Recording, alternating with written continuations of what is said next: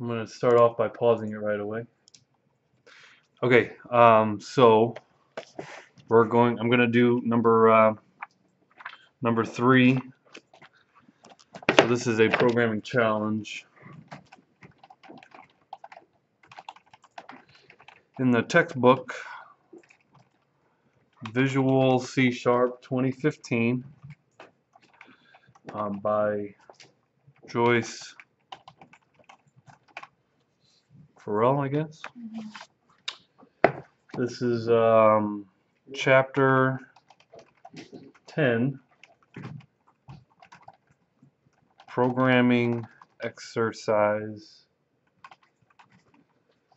number 3. And so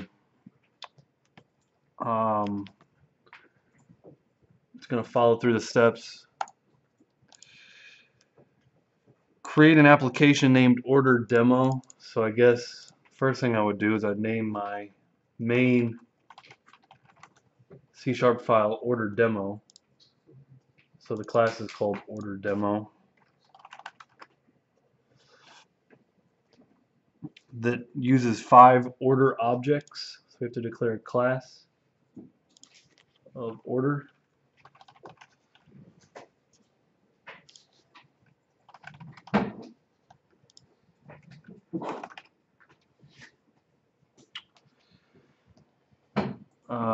Single item that sells for $19.95.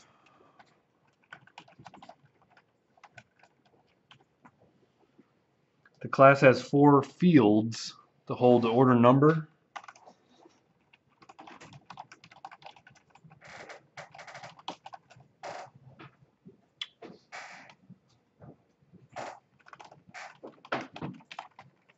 customer name,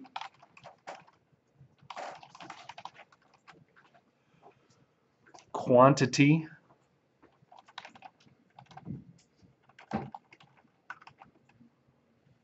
and the total price.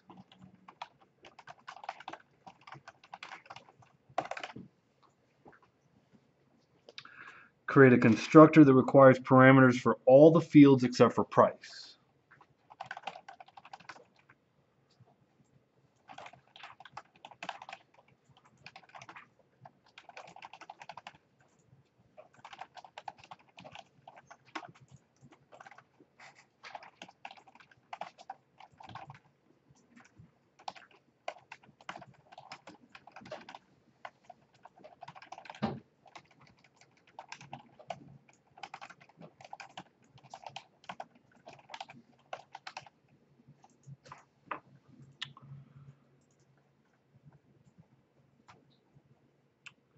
Include get and set accessors for each field except for the total price.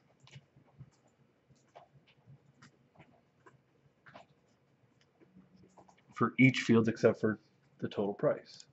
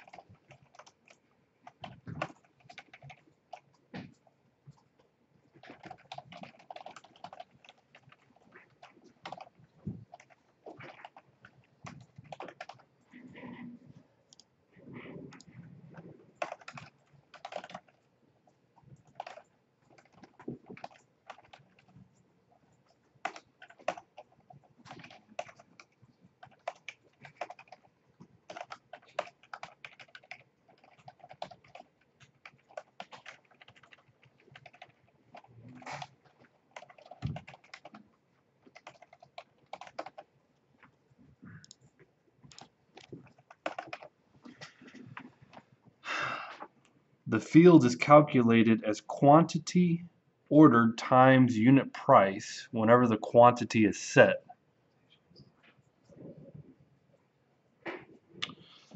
So the total price whenever the quantity is set. Total price equals, oops, that's get block, wrong block. Total price equals quantity times 1995. So it only needs a get accessor. Public double price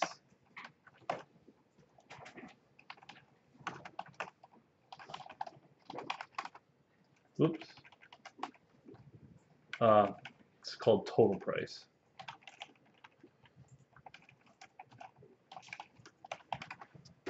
So it's set in the quantity mutator, and then you get it inside total price.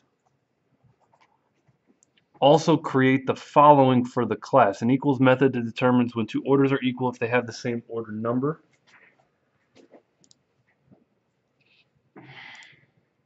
So there are 4 properties. I'm going to write some methods now.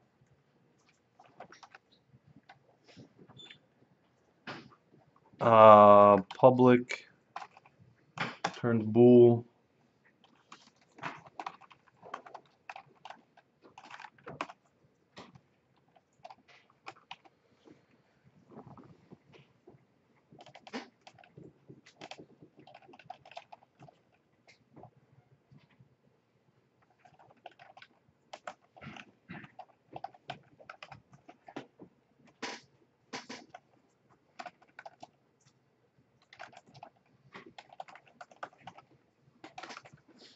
If temp dot order number double equals, oops, I always do that. I always start with temp. If this dot order number, temp dot order number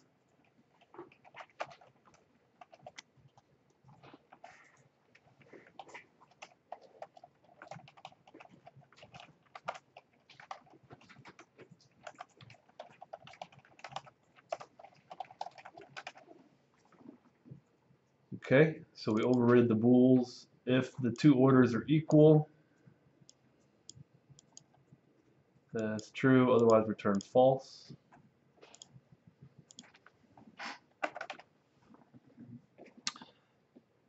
A get hash code method that returns the order number.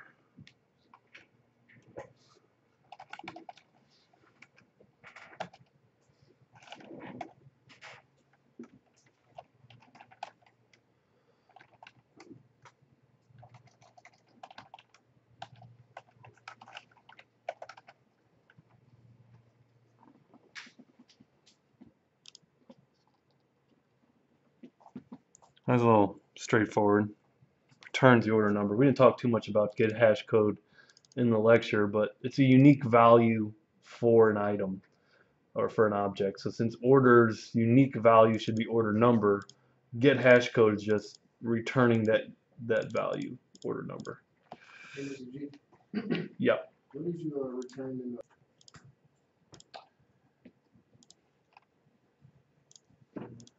And a toString method that returns a string containing all order information.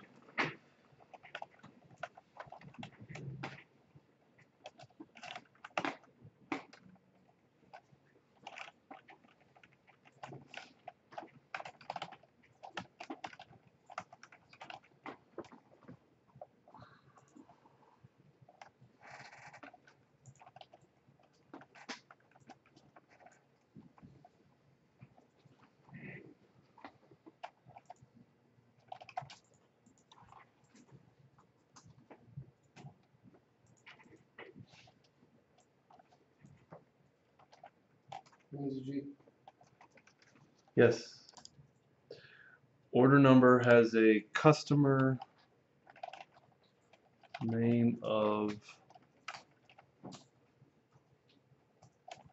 a quantity of and a total of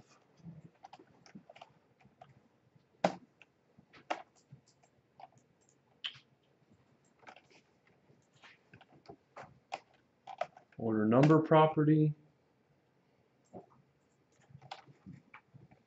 customer name property, quantity property, and total price property, two-string currency. Bang, bang, bang. Okay, so we've got return order number. Order number has a customer name, a quantity, and a total of total price two-string. The order demo application declares a few order objects and sets their values. Make sure to create at least two orders with the same order number. Display them from the two-string method. For each order, write a method that compares two orders. Okay, one thing at a time. Here's order demo. Declares a few orders.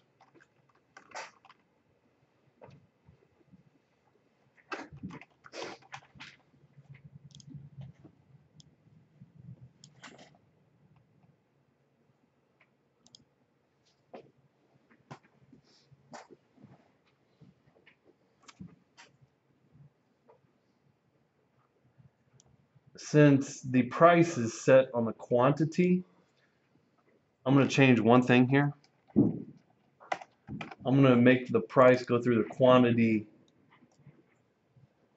property, because in that quantity property is where we calculate the total price.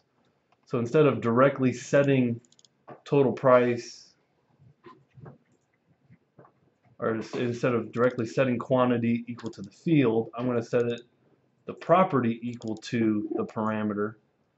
Therefore, it forces total price to be calculated when you use this constructor.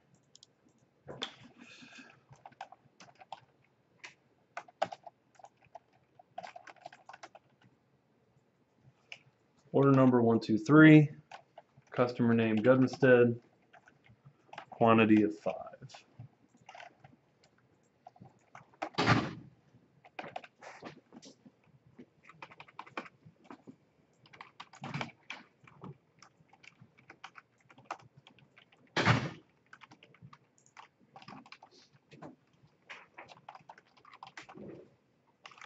So it said make sure a couple of them have the same order number, so I've done that.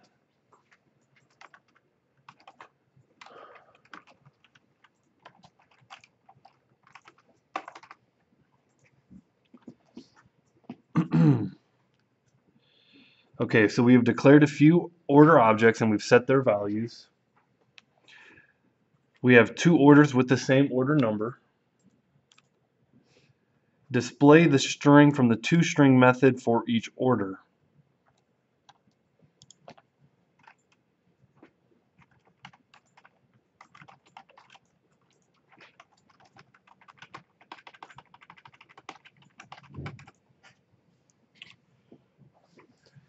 And since two-string returns a string, we need to put those in a right line.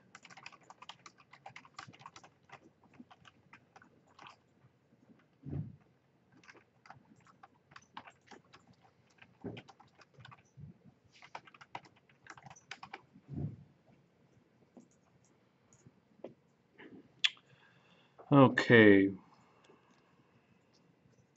Write a method that compares two orders at a time and displays a message if they are equal.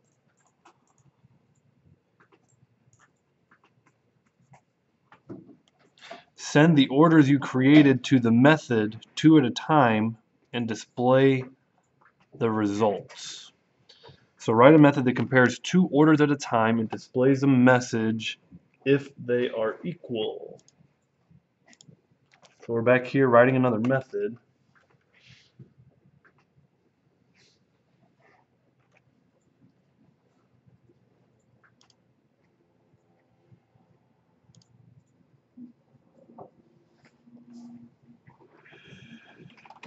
public void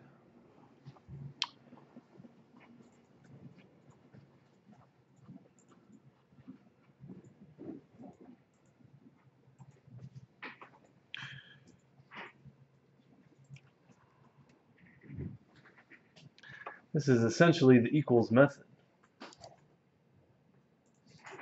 The only thing here is this just returns true or false.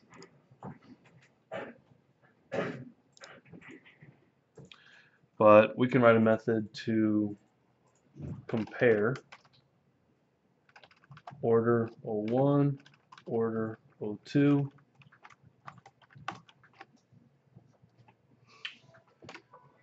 if 01 dot order number. Write a method that compares two orders at a time and displays a message if they are equal. Send the orders you created to the method two at a time and display the results. If order 1.01 equal 2 dot order number,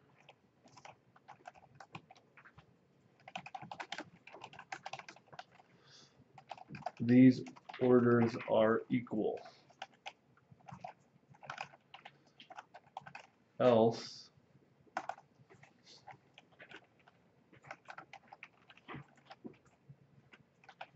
these orders are not equal.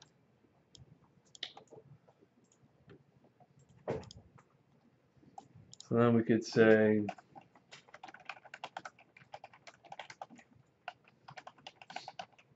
determining if order 1 is equal to order 2.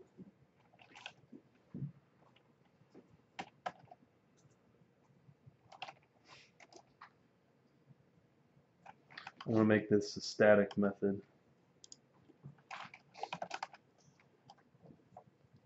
That way we can say order dot compare 01 to 02.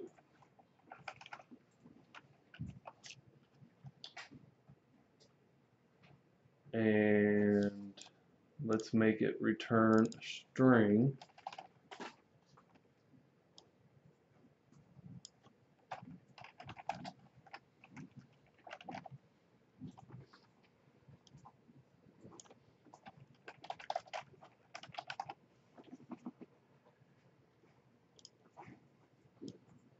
Determining if order 1 is equal to order 2, and then we call our method. And we can change that very easily for the next two. Determining if order 2 is equal to order 3.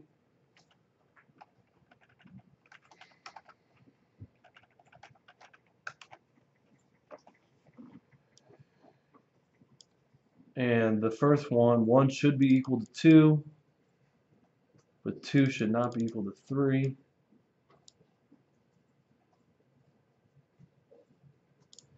I'm going to change our exercise 3 to be our start.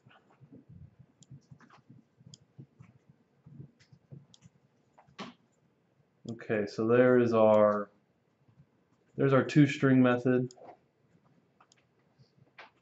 Mr. Joyce's whole salary right there. Determining if order 1 is equal to order 2. Okay, it didn't return anything.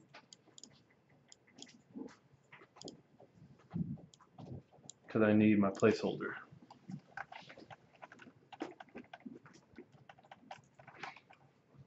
Let's try that again.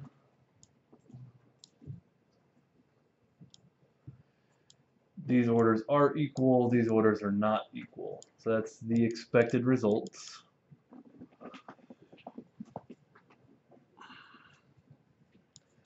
This one, the main thing, this one's pretty straightforward. The thing that makes it a little funky is we had to write a separate method to determine if they're equals. We really didn't need to write this. The only thing this demonstrates differently is to write a method that accepts two order objects as parameters and how to call that, as comparing to how to call the equals method. In which case, the way we called it, we made it static. We said class name dot method name and then passing the order objects. So this was part A. Now let's move on to part B.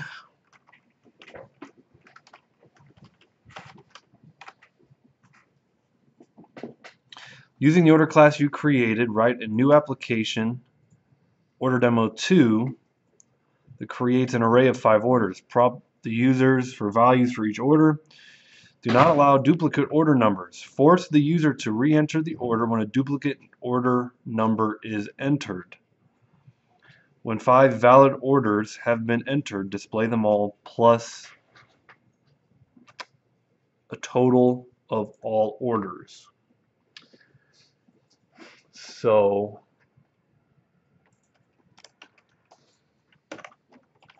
we need an array of orders.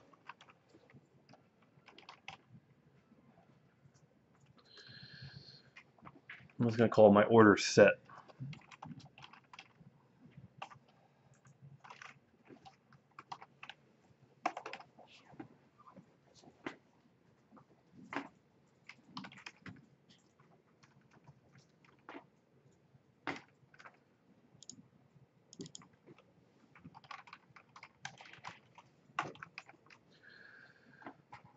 It said get user input.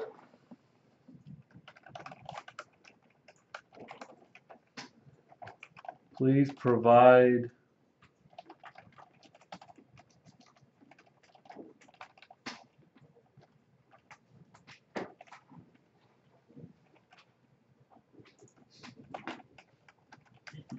so the first time through the loop it'll say please provide the order number for order 1.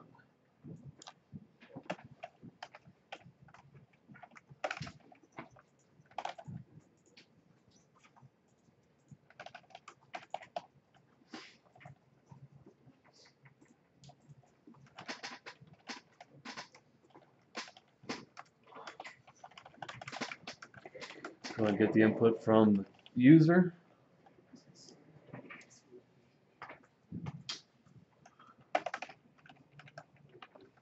We then have to do this for the please provide the customer name for order 1, which will be string name.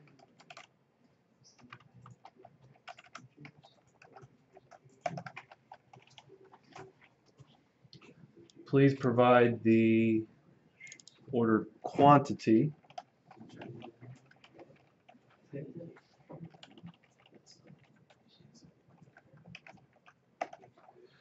We then need to construct our order. Order set equals a new order, passing it the order num.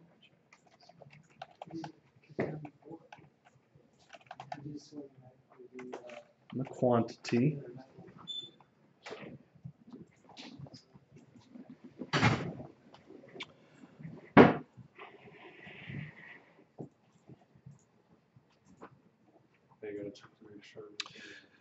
Yeah, now we need to check and make sure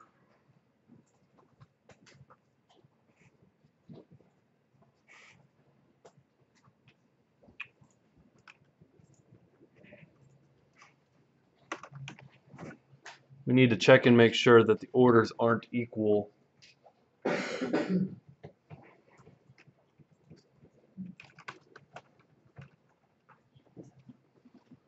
So while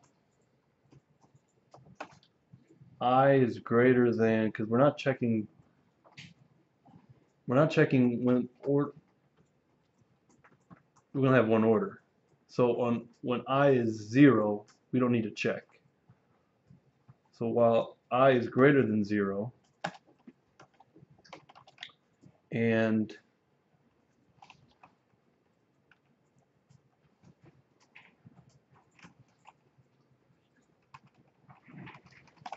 we'll create a Boolean equal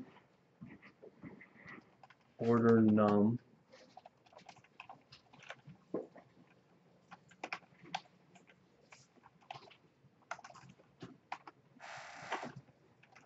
So we're going to create a loop to determine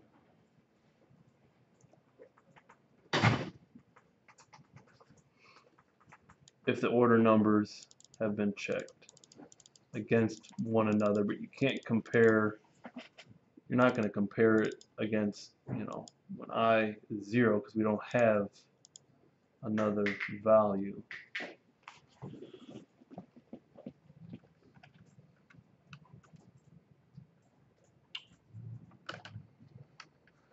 We have a nested for loop.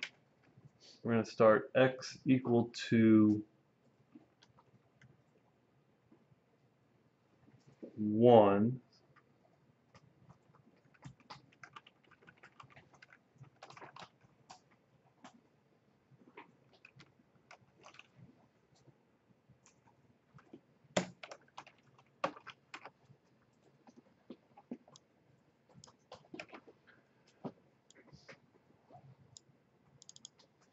So this will be I will be equal to 1. The first time through here, this will run, this while loop will not. The second time, I will be equal to 1, and order numbers will be true, so this will run the second time through the outer loop. So then I will be 1, and then x will be 1. So we don't need to compare an order against itself, which is when I is 1 and x is 1, if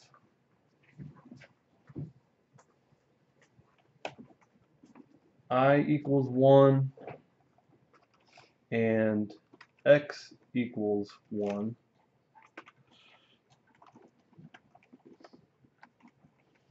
don't compare. Else if, so when we say don't compare, we can break out of this for loop. We're going to set equal order nums equals to false.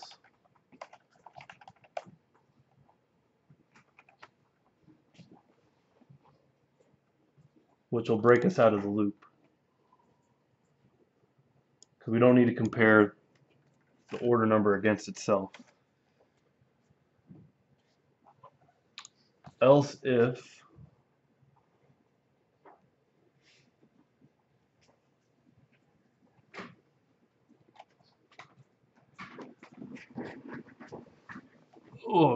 else if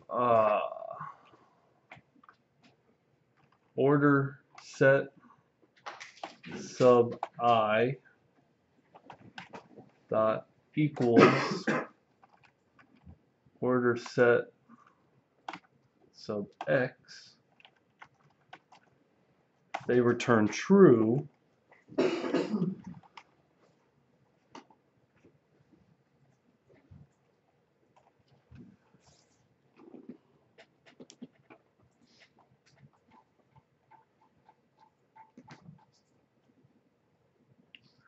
We need to change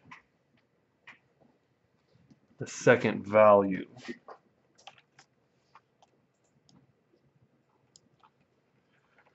Duplicates found, change the second value.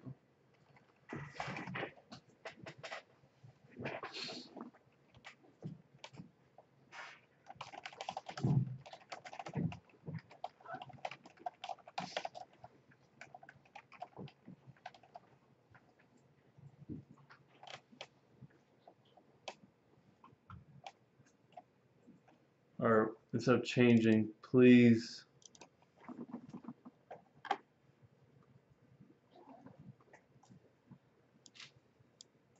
re-enter your orders. We'll re-enter all the orders. Change duplicates found, re-enter orders.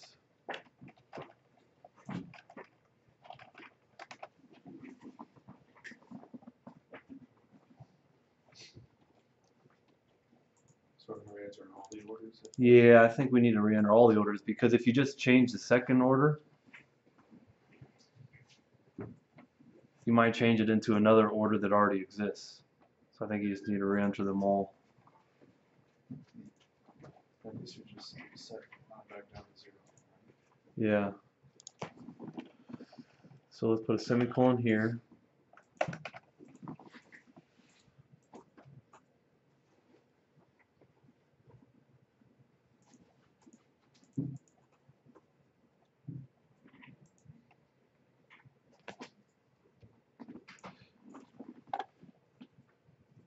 Let me pause the video for a second. I guess I'm just gonna keep going off the top of my head and see if it comes out right. I'm sure there's gonna be a few bugs, but we'll fix them as we come across them. Else equal order nums.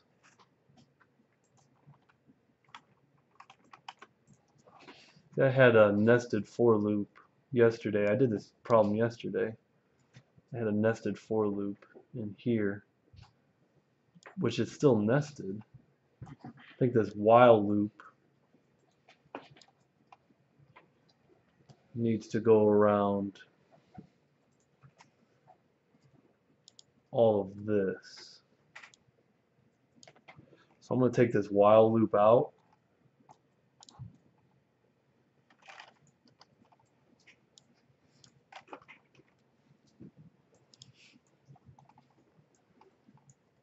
Put it around the whole thing.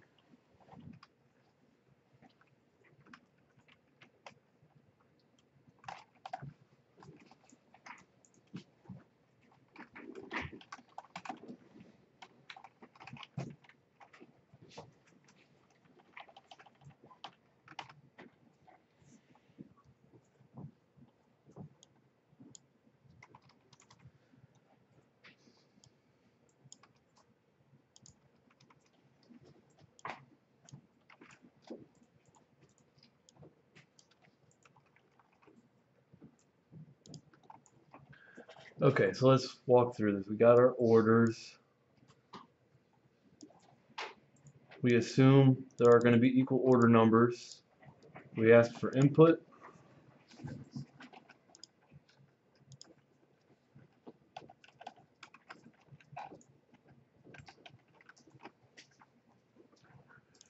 We instantiate our object. Now this is where we check for duplicates. If I is 1 and that's 1, equal order numbers is false.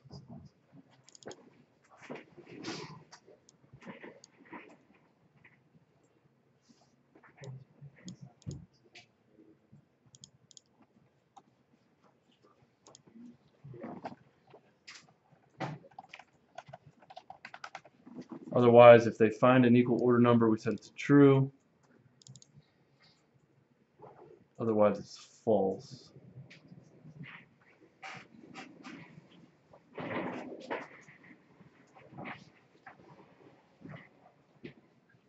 If we find duplicates, we need to break out of our loops, at least this inner loop.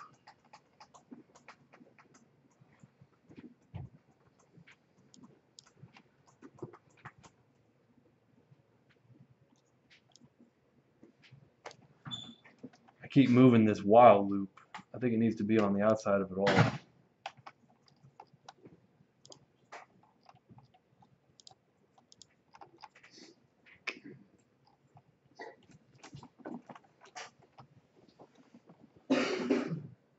There we go.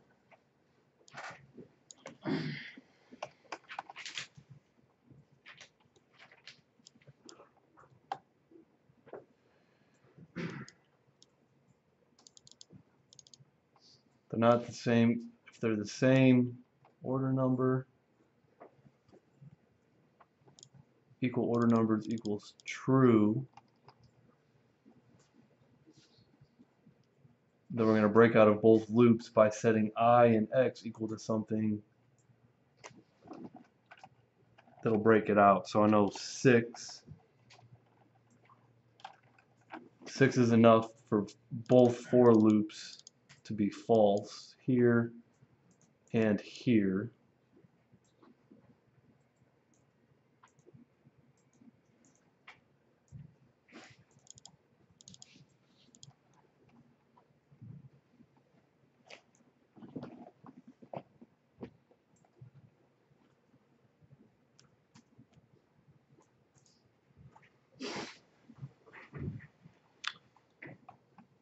So if we get all the way down out of our while loop, we know we don't have equal order numbers. So let's just say console.writeLine.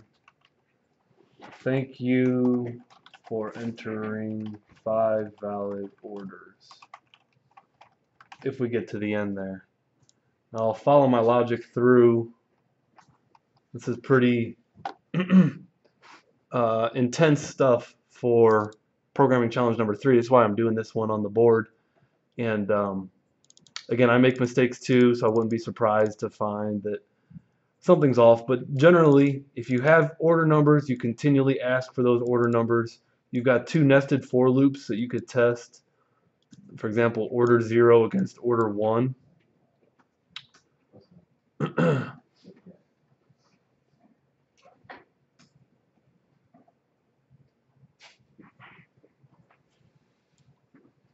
Actually, really, if we just say if I equals x, if the 2 order numbers are the same, that's the comparison we need to do. If I equals x. So we compare one order number against another order number. So the first time through, this will compare this will compare 0. Now we want to make sure 0 doesn't compare against 1 when 1 doesn't exist. So there's one more if statement needed where if I equals 0, we don't even do any of this. So if I equals 0, we don't need to do any of this because there is no order 1 at that point.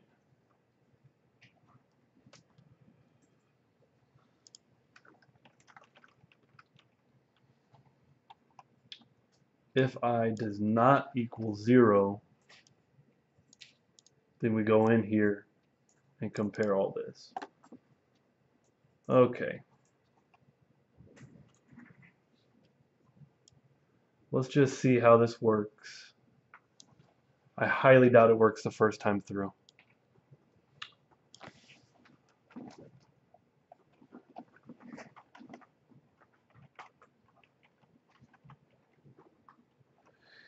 Right. So let me pause the video and I'll debug this.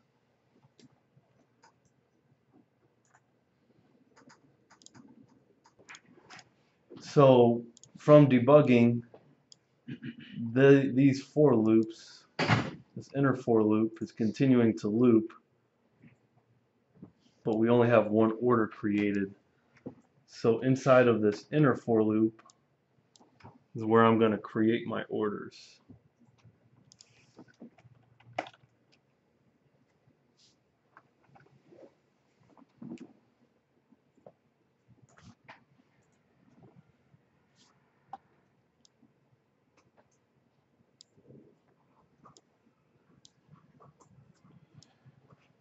Just try this out here.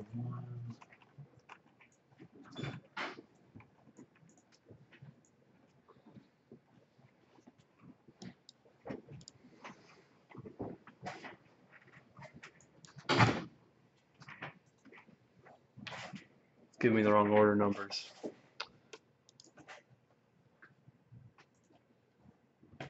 Yesterday, let me reference the code I wrote yesterday. I wrote this yesterday, and it worked yesterday, but I was winging it, and I'm winging it today, and I want a reference. So here's my outer for loop.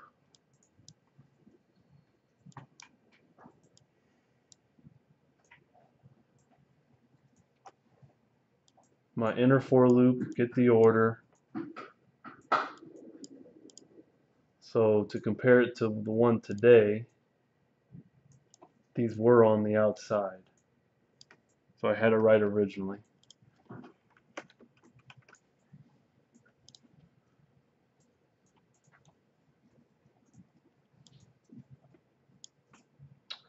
Oh, we had a 4. I put all the orders in, and then I compared them all.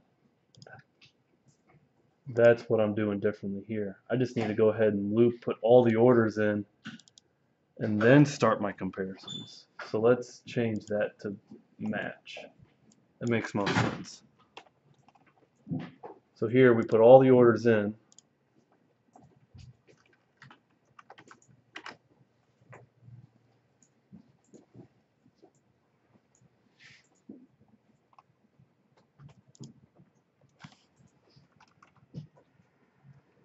Then we could start the comparison for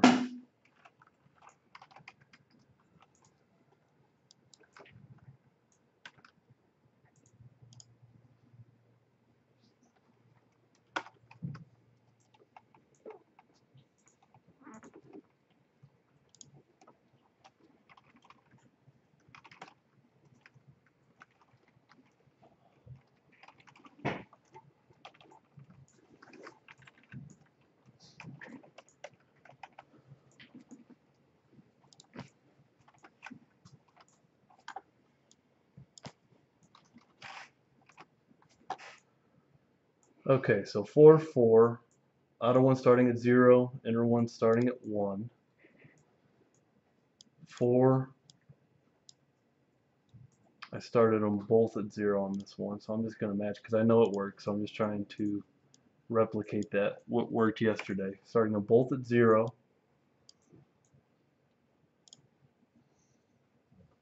If they're the same, I said continue.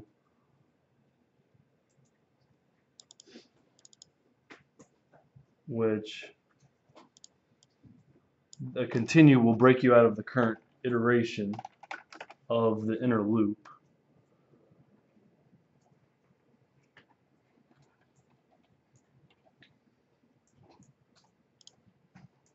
Else if they're equals, the orders are equal, we set the orders equal to true, we break out. Otherwise we set them to false. Okay, so I was close. The order of operations was different of what I did yesterday and today.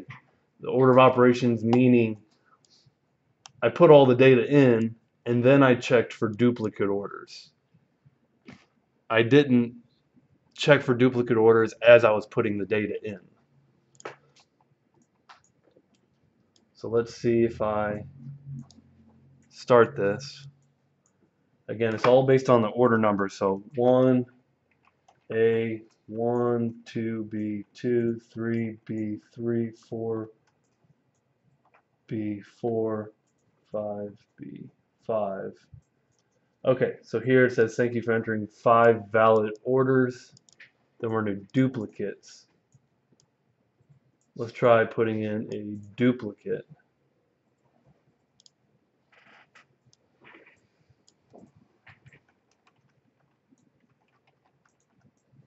So there's a duplicate. Order number 1 and 2 are the same.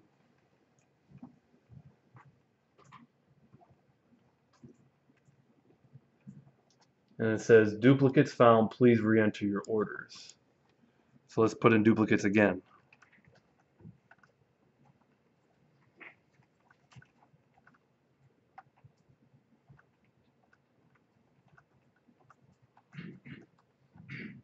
Duplicates found, please re-enter. Now if we enter straight, thank you for entering 5 valid orders. So this logic works. For those of you following along, I get it's complex. I mean, I was scratching my head on it a little bit today. I scratched my head on it yesterday. Just take some critical thinking is really what it boils down to. You have to think critically, adding everything together that you've known up until this point to be able to solve this one. But in fact, it does work. And the code is available through this video if you want to reference it. Thank you for entering 5 valid orders. And then I could say for each var item in order set, item dot toString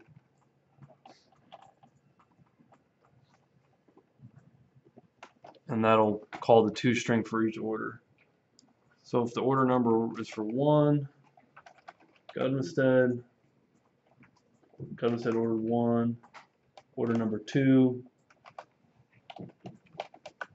We already demonstrated the order numbers being the same, that doesn't work.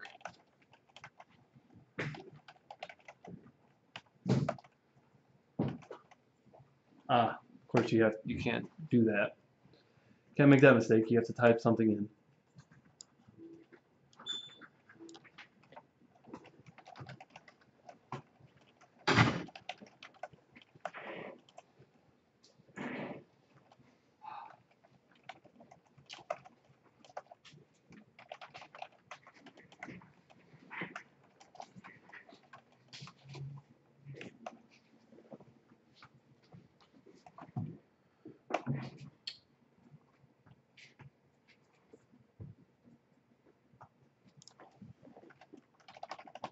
Can't believe I just did that.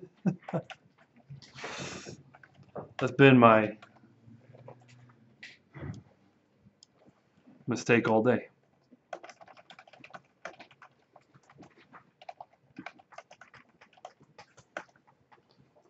Now that's the second time I've made that mistake. We'll get it right.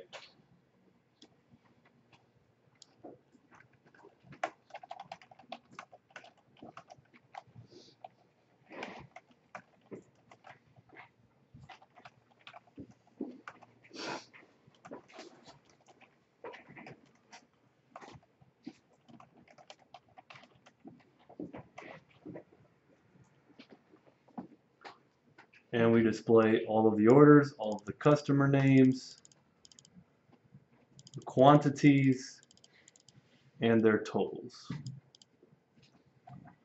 So that was part B. Pretty complex to do part B.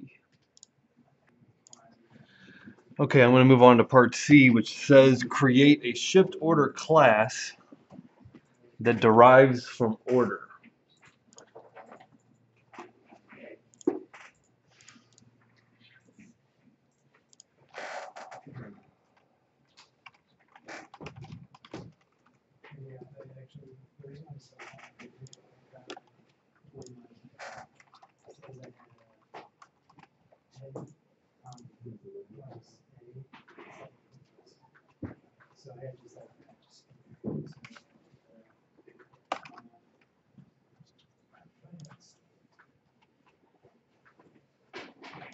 Since order has an argument with 3 constructors, shipped order as well, so we need to make that constructor. It says a shipped order has a $4 shipping fee no matter how many items are ordered. Override any methods in the parent class as necessary.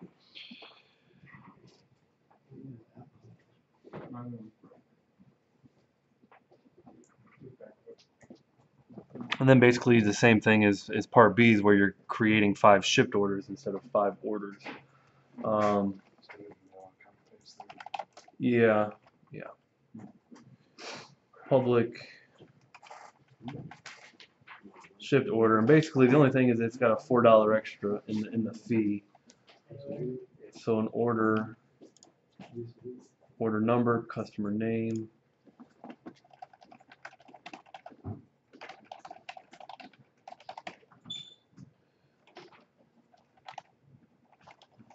quantity, we'll just pass those up to the base.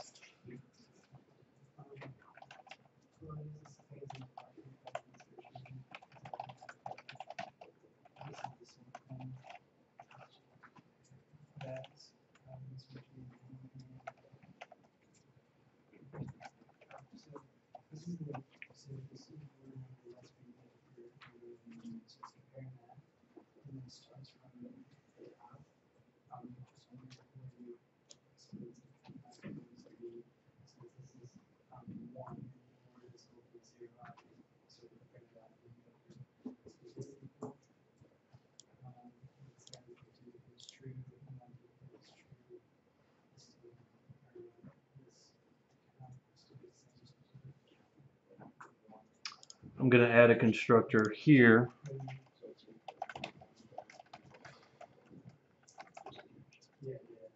so that in fact we can create a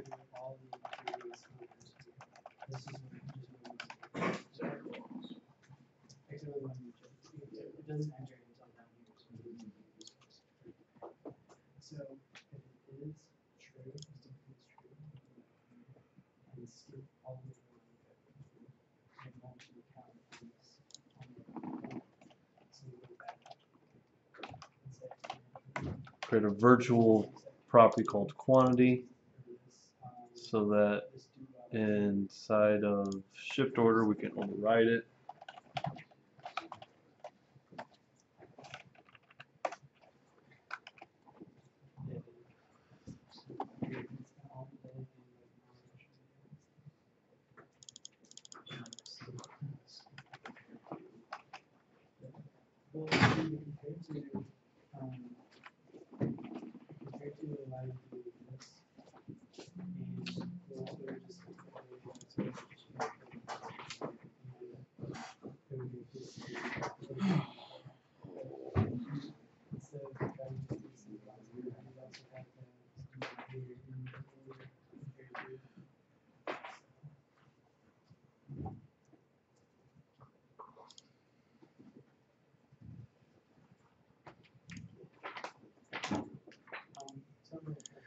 So what I'm going to do is when I call base.quantity equals value, it goes up, it sets the quantity, it then sets the total price.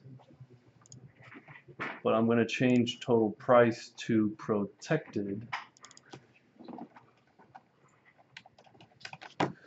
so that it can be accessed by a child class and incremented by 4.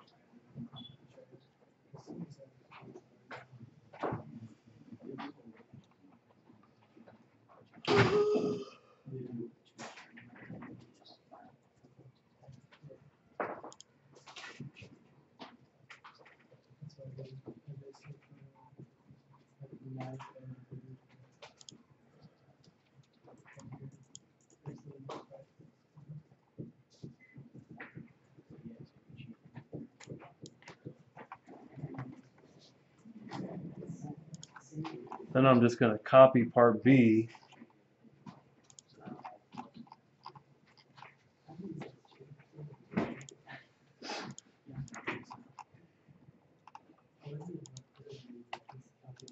comment it out.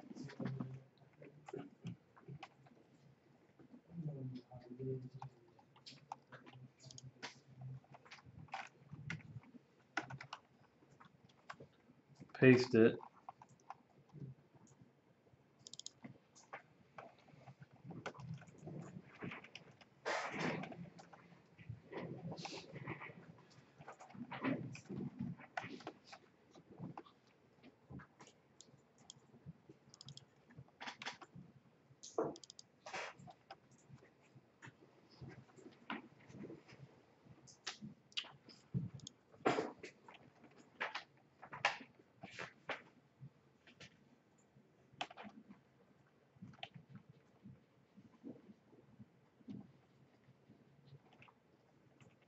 Make just a couple small changes, and that we're just going to set it through the properties this time, because that's what I overrid. I overrid the property.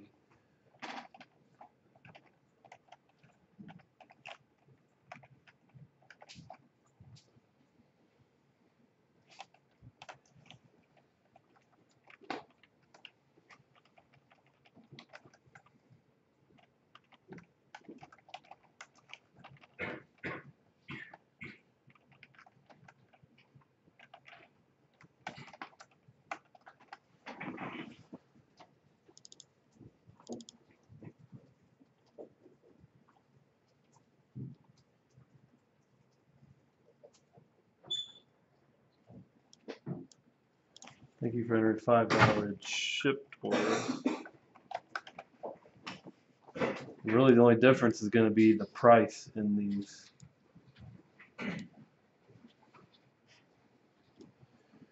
So the logic's all there for the duplicate order numbers.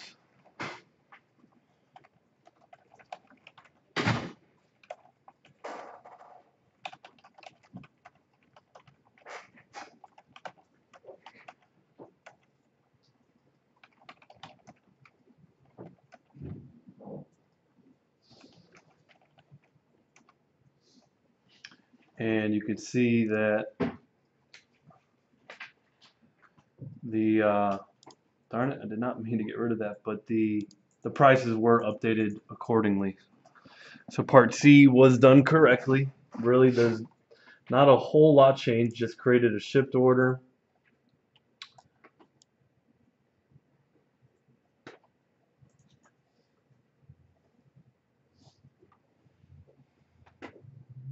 If we wanted to use a constructor, then we would simply say total price plus equals 4 there, and then we could use this constructor instead of using the properties, just like we did down here.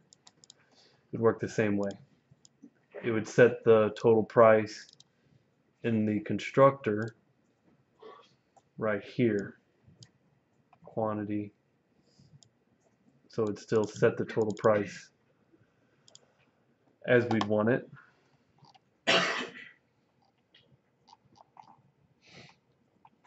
So this was part C. Now for the last part, part D. Let's see what it says.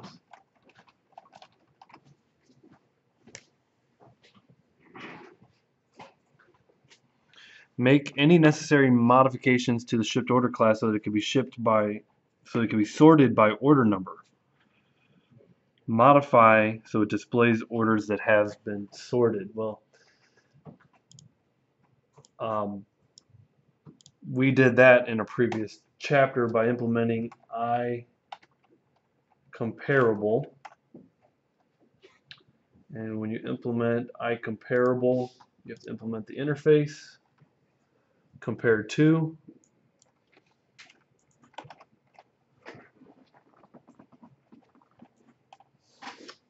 Returns an integer.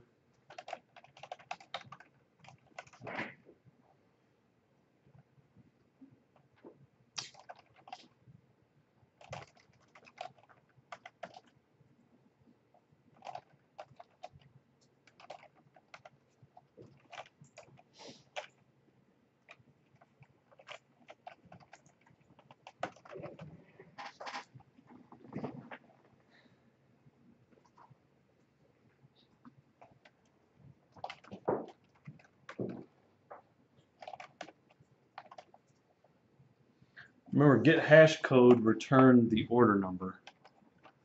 But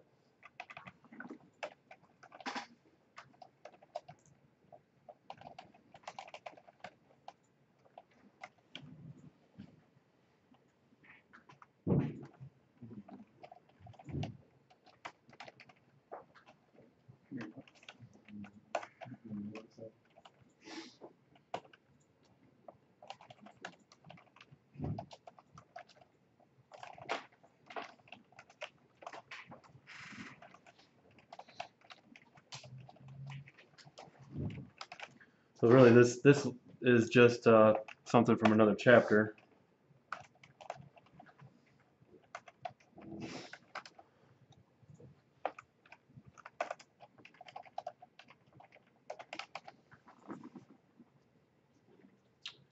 And then at the very end, after we enter 5 valid orders, we can call array.sort on our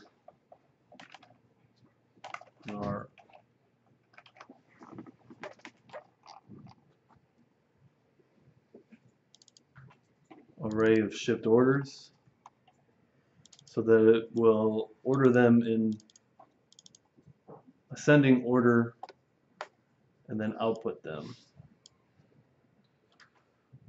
So let's say randomly, this is order number 13. This is order number 10.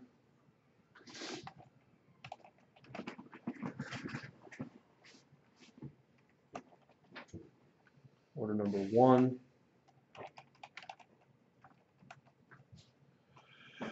56.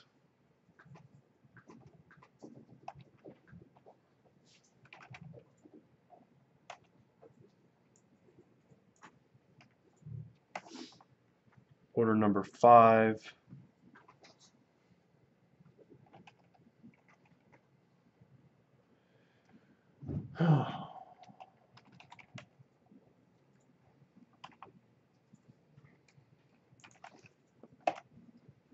You can see the orders are now in ascending order. 1, 10, 13, 56, 98.